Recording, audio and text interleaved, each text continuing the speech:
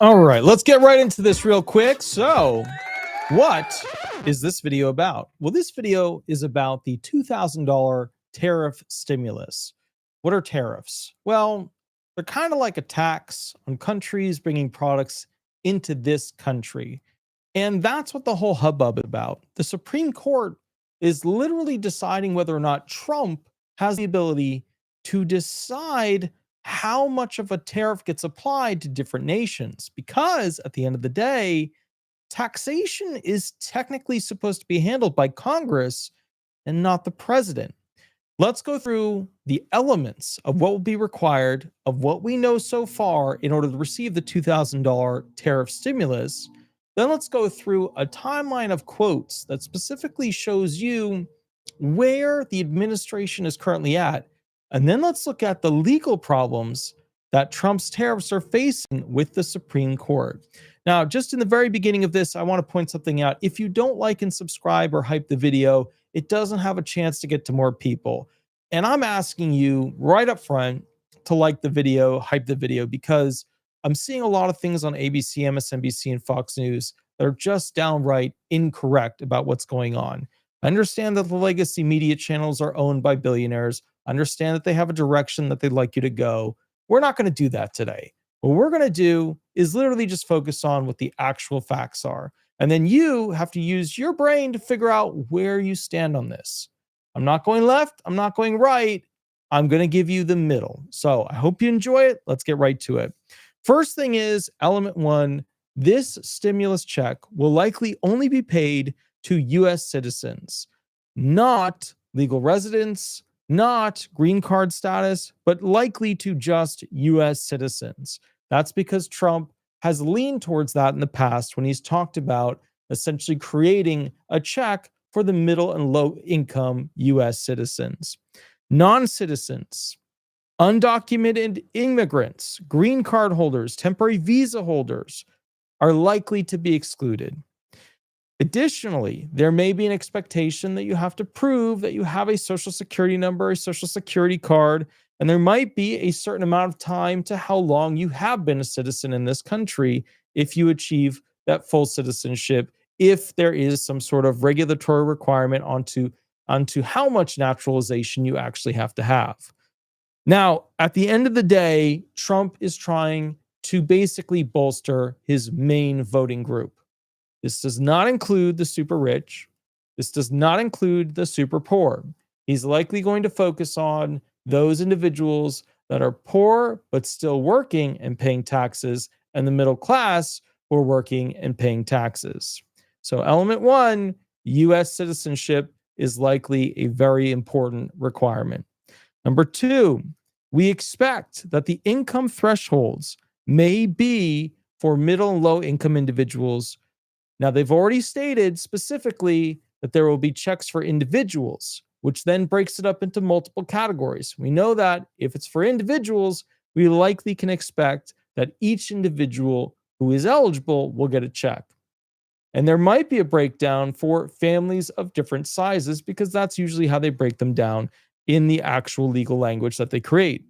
The cutoff is not decided yet as to how much somebody makes and can get paid with this $2,000 stimulus. However, we expect it to be around $100,000 annually or $150,000 annually. It's my expectation that Trump may include a higher amount, but then roll it back to increase the amount of people who can be included in this, depending on how much tariff money is available. So for individuals under 150,000, under 100,000 of adjusted gross income AGI, this is very likely the group who will be able to receive this check. However, this check will likely be limited to those who actually paid taxes. However, it will probably include Social Security recipients because Trump has a lot of friends in the retirement category when it comes to voters and the SSDI category when it comes to voters. Trump doesn't have a lot of friends in the SSI category. Payments might phase out at a gradual pace based upon how much you've earned in prior years. And remember, if you have a joint filer situation, somebody might not be eligible under their individual, but if they're filing jointly and one of them earns over the individual, but less than the joint filing option, they could still be eligible. Okay. So let's say there's a joint filing option for 200,000 and they make, let's say $151,000, but the other person doesn't make that much in the relationship, then they would still be eligible. Okay. Now, that is element two. Again, element two for basically the likelihood of the $2,000 tariff stimulus. Okay. Now, next thing, and obviously, just so that you're aware, it will probably be based off of your income from 2024 and 2025. They'll do a look back likely of either 2 years or 3 years with this situation. Next thing, okay, we expect with the payments for it to be individual, as a family, and possible dependent status. So let's talk about this real quick. The quote is at least $2,000 a person, which suggests per individual distribution rather than like a general overview, general flat fee paid to a household, right? Or I guess it would be a general, tariff supplement paid to the household. Now, remember, you still have young kids here. So the question might come into existence: should children in the 16, 17, 18-year-old category be able to also access this stimulus payment? Now, a lot of young mothers will say with a lot of young kids, hey, each child should be able to get it. They will probably make a young family type of stimulus as well, where the young children will not receive as much money, but they will still receive some money. Okay. Now, and keep in mind, like they do this stuff where it might be like $600, $800 per kid, and then the parent gets the $2,000. All right. So that would be essentially element three. Now, just to summarize again, element one is U.S. citizenship. Element two, income thresholds. Element three, how the payment is made to individuals versus family-oriented payments. Element four is likely to be essentially tax, filing, and verification requirements. What we're expecting is that you have to have likely filed a Form 1040 to verify income and have a social security number and an address in the United States to be able to opt in and receive this. No, I don't think a lot of the veterans who are basically living overseas are going to be able to receive this. But at the same time, Trump has to be careful with that because Trump does get a lot of votes from individuals in the military. The military tends to be very pro-Republican, primarily anti-Democrat. I'm not going to go into why. You can figure it out on your own. Now, with that said, if you are essentially outside of the country and you've lived outside of the country for so many months, etc., and you're not expected to spend this check inside the country, that might be a consideration when it comes to even you being a tax filing person. You might not be eligible for this check going forward. Next one, non-filers, low-income individuals, people who basically submit simplified forms to the IRS, address update forms to the IRS. They'll probably follow the rules when it comes to COVID payment style rules, which is where they'll still pay out, but you have to prove that you are a U.S. citizen, you are in this country, you are living in this country, and you are currently present, will be present in the not too distant future. Okay, that's my expectation related to this situation. Next element, there could be additional criteria required or exclusions to be able to get this $2,000 tariff stimulus if they are able to go ahead and use the tariff money to pay Americans. Age, we don't know what they're going to do. But like we said, probably a smaller child payment, 17, 18-year-olds, a larger payment, 18-plussers, right? We're talking about $2,000 per person. If, for example, you have residency outside of the country, they may still allow certain countries to receive this benefit. For example, we have certain territories that are possessions, and these possessions have people that will likely be eligible.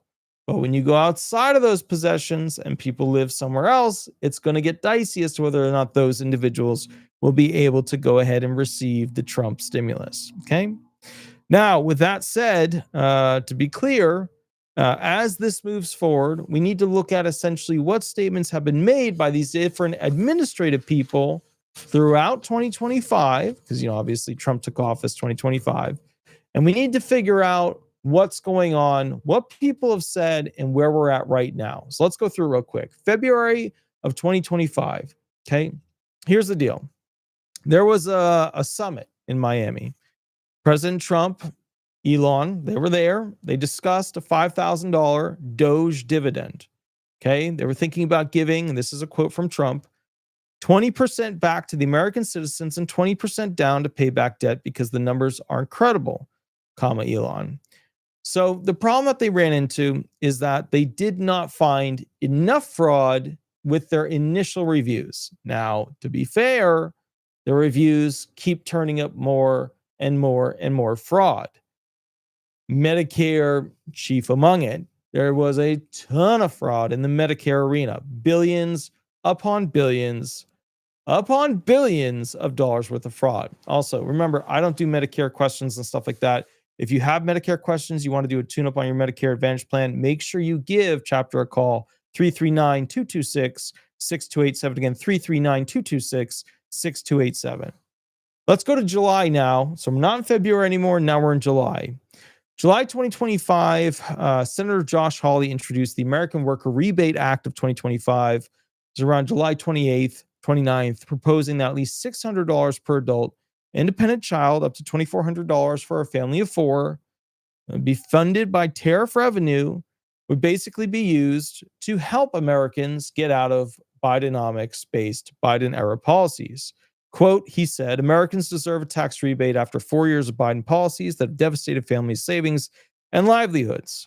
Quote, this is what Trump reported to a reporter with, we're thinking about a rebate because we have so much money coming in from tariffs that a little rebate for people of certain income level might be very nice. Now, to be fair, I'm not going to bash Biden on this, but if I look at the trajectory of my life, I wanted to one day own a bunch of properties, fix them up, make rentals out of them. After Bidenomics, I now realize that my life cannot follow that path. I'm not saying it's ruined, but whatever projected expectations I had for a future that would be good for myself have unfortunately been stopped because of Bidenomics. Some of you sit there and say Bidenomics were great. I have not heard a single argument as to how that's actually achieved, but I'm sure some of you have been watching MSNBC, and that's always good. I always support everybody who has to get their news from some source, so I always support that. August 2025, Treasury Secretary Scott Bessent emphasized prioritizing debt reduction. Quote, he said he and Trump were laser focused on paying down the debt, and he had not spoken with Trump about using tariff funds for a dividend to Americans. That's August. October, Trump mentions a taxpayer rebate, $1,000 to $2,000 from tariff revenues. Quote, we'll pay back debt, but we also might make a distribution to the people, almost like a dividend to the people of America. Next, November 9th, 2025. Because remember, we're in November right now, so this is a couple of days ago.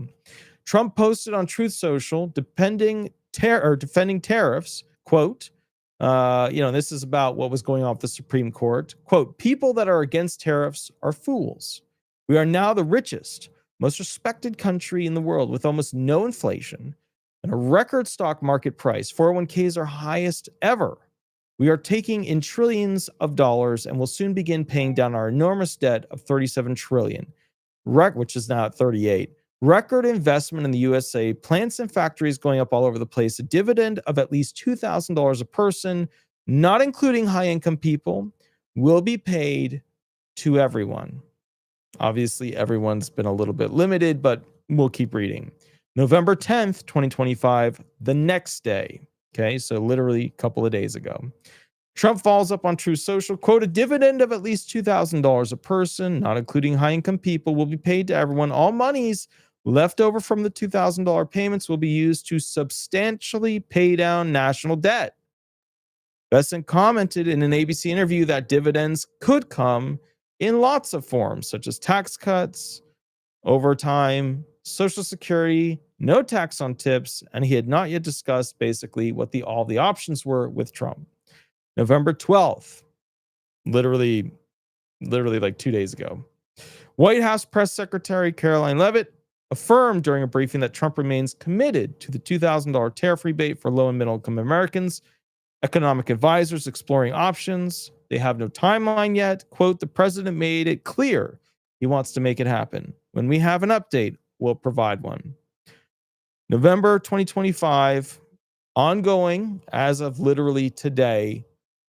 It's 2:49 a.m. in the morning on the 14th. The proposal remains unformalized. We expect and require congressional approval. A lot of experts are skeptical because of insufficient tariff revenue. You know, basically, we only have 195 to 220 billion collected. We need trillions to do what we see with this situation.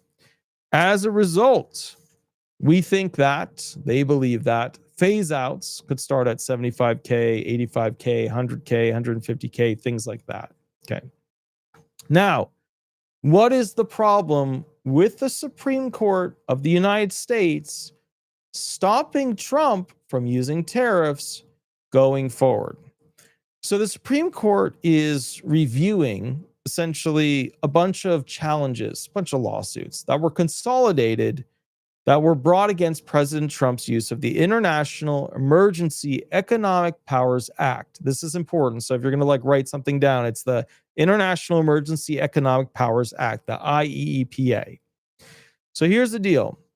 Trump has been imposing broad tariffs on imports from countries like China, Mexico, Canada. You named it, he's put a bunch of tariffs on different countries.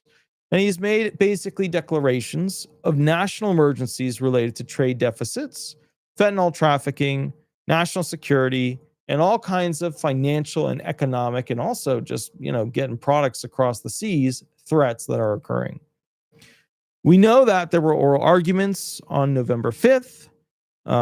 Basically, we know that we don't have a decision on essentially where the Supreme Court is going to go with this.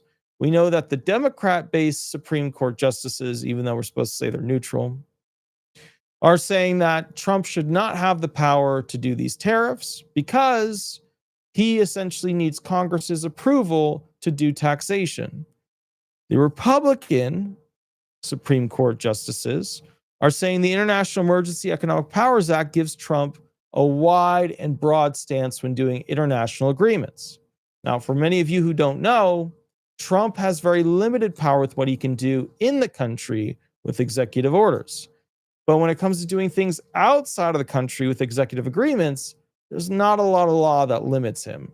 He's got a lot of leeway because, to be fair, he's the leader of a country. And a leader of a country has to, in some part, act like a leader, which, to be fair, is kind of like a king. They've got to make decisions. They got to push choices. They got to move in a certain direction.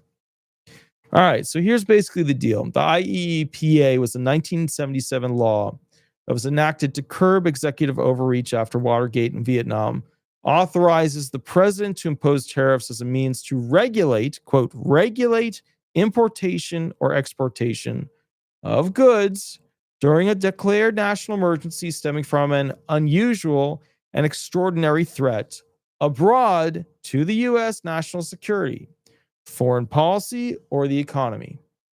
Now, here's the deal, okay? And I'm just going to summarize this part for you so you understand.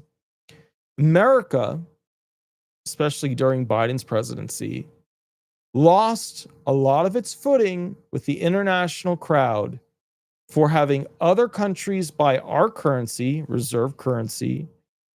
They would, as other countries buy our currency, hold our currency, take out loans in our currency, pay back loans as countries with our currency, buy other products from other countries with our currencies. The more money, the more US dollars that go out into the world, the more US dollars that are used by other countries to buy, sell, get loans, pay loans, the more strength our dollar has, because more of our dollars are out there and more of our dollars are being used, which means we as Americans get to have cheap oil, cheap clothing, cheap cars, cheap, because our dollar has significant value. Obviously, after Biden, we took a huge, massive step backwards. Nobody will disagree with that. I mean, you'll find somebody in the comments who will tell you about how Biden created the most jobs in the history of the US, but I don't have time for that kind of shit. I just don't have time for it. I love you all, but I don't have time for that. So as a result, you know that the more countries that use the US dollar, the more US dollars that are used internationally, the more strength our dollar has to buy goods. Okay. So then my question to you is, which is the question that these different, Supreme Court justices are looking at. My question to you is, do you feel the United States' ability to force countries to use their dollar is an emergency-like situation? Well, if we continued on Biden's path, what would have happened is our gas prices would have shot up. First to $5, then to $7, then to $10. Our ability to buy products from China would have largely halted because most Americans would not be able to afford Chinese goods. They would be far too expensive for us to buy because our dollar would have significantly devalued. Because as you know, there are two main groups when it comes to who is going to control the blue planet Earth. Group number one is going to be the group that the American side is on, where they go to their summits. And then the other, the BRICS, are places like China and Russia that are trying to make their currencies the international trade currency. Cool. All right, let's talk about some of the potential unconstitutionality. A lot of it hinges on whether or not Trump has the ability to claim an emergency situation. To me, starving Americans because they can't afford anything and the benefits we give them not being enough for them to buy food is at its core about as emergency as it gets. Sure, another nation landing troops in America, taking over towns, that would be the next step up. Because remember, our Constitution has one power above it. Every Constitution has one power above it. We follow laws based on the Constitution. The Constitution dictates what we as Americans have access to, can do, cannot do. Mostly it's a limit on the government because, as you've probably noticed, you should never trust the government. You should always restrict the government. You should never give the government too much power. Although it appears that we do have a lot of individuals who don't understand how socialism can lead to communism. Again, I've never seen Americans so uneducated coming out of colleges. I'm not sure how this happened, but it is what it is. As a result of this situation, if we look at this with just a very relaxed understanding, nothing too extreme here, we have to clearly understand that if our dollar is not highly valued, our ability to pay for new technology in the war arena, new technology in the defense arena, our ability to buy war machines, our ability to fund a massive military massively decreases. If we lose control over being the scariest thing on planet Earth, then we will lose economic superiority. Many of you do not feel comfortable with the idea of economic superiority because you feel that you have a higher moral ground with other countries liking us just for who we are. Unfortunately, you can't eat food that way. You have to have economic superiority, which creates a bigger, better, meaner military. That's basics. That's like the most basic thing in economics. And I need you to understand that, because if you don't understand the basics, it's going to go. I've watched ABC, I've watched MSNBC, I've watched these shit shows at this point, and I'm just disgusted. I cannot tell you how. I don't know where they find these people that are supposed to be legal opinions. Some of them aren't even attorneys, and yet they come out with these things, and I get very upset. Let's talk about potential unconstitutionality. Here we go. separation of powers and Congress's exclusive authority, Congress holds Article 1 powers to impose duties and taxes, to regulate foreign commerce. Here's the bottom line. They're saying that Congress's role with these tariffs should be more involved than Trump just deciding what he wants to do when he wants to do it.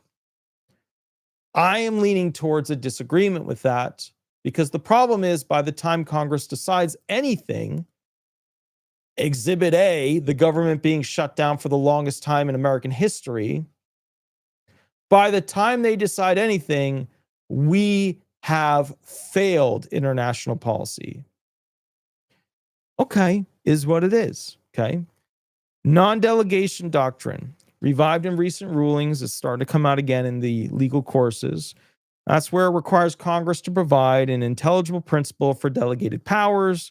The court looks at whether the IEEPA's broad language lacks sufficient limits or principles, creating a one-way ticket ratchet system for executive abuse.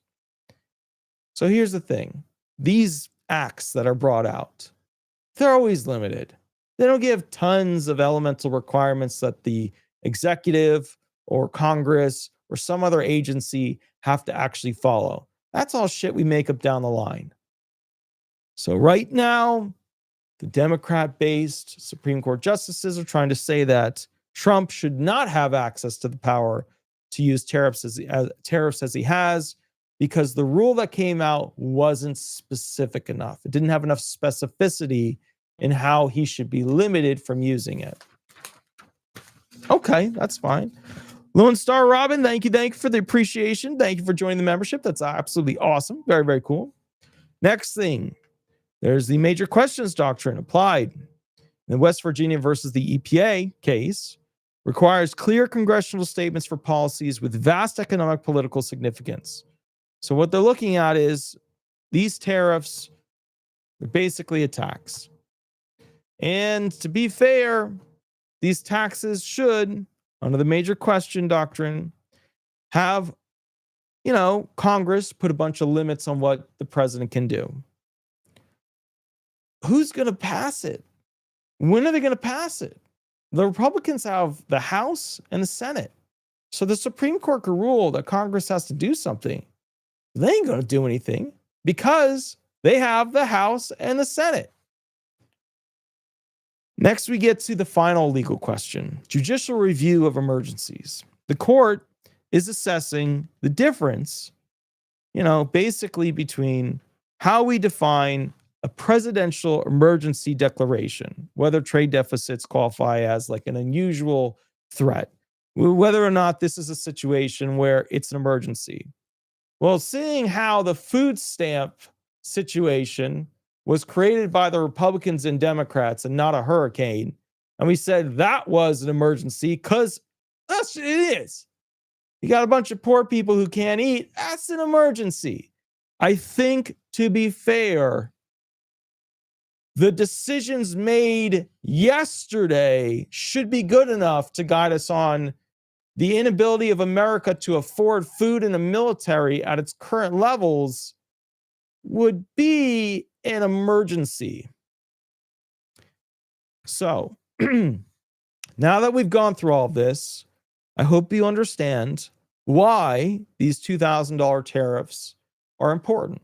They're not just important for people to receive them. They're important so that our international policy to charge and basically negotiate and strong arm other nations. And some of you believe, and I fully stand behind you, that we should have the moral high ground and let other countries take from America what they want. I fully allow you to believe that. That is your thing. However, on the other side, America is a country about winning. We win wars. We win them by having more, a bigger war chest, more intel. We're just bigger, badder, scarier. So you either want other countries to like America because you like to have a moral high ground where you feel that other countries should love us, or you come from the other side of the spectrum where you believe that other countries should respect us. Now, if you've never led a country, owned a business, had employees, I think it's important for you to realize that everybody wants the employees, everybody wants the other countries to love us. But that's a want. That's not a must. A must is that they must respect us in order for them to be linear with what needs to be achieved. That is absolutely, absolutely crucial. All right. With that said, I hope you have an amazing night. I'm going to be doing one more quick video as to which states are going to be basically paying out the rest of food stamps, or essentially all the food stamps over the next, it could be tomorrow, or literally today. Actually, it could be today because it's technically Friday right now. I'm going to go and do that the next video. Attorney Walter Hnot, please remember to like, subscribe, head over to Google, type in Disability Resolution Law Firm, throw some stars up there if you get a chance. I go live on Mondays and Thursdays. Keep in mind, it's too late for me to go live tonight and answer questions for free. I will do it on another night. And if you need a private consultation, 30-minute or 1 hour, they are below in the mini contract. I'll catch you at the next video. I'm going to grab something to drink, kind of get my voice back, and we'll go from there. Thank you so much. Attorney Walter Hnot. Bye-bye, everybody. Bye-bye.